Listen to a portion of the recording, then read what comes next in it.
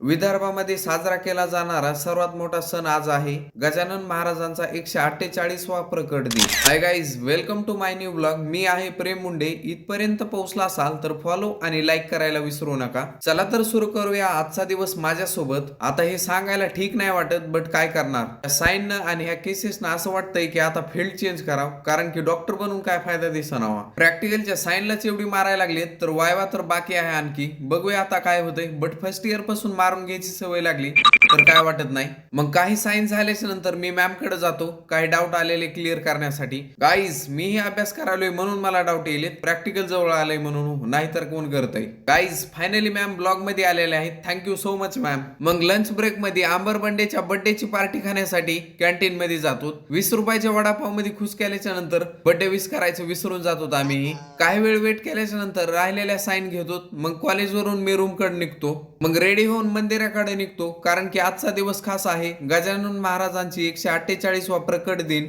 हे बघा मंदिर, आणि किती सुंदर डेकोरेशन केलं आहे, एकदम सुंदर. दर्शन घेऊन झाल्याच्या नंतर आता तर तुम्हाला माहिती काय विषय असणार तर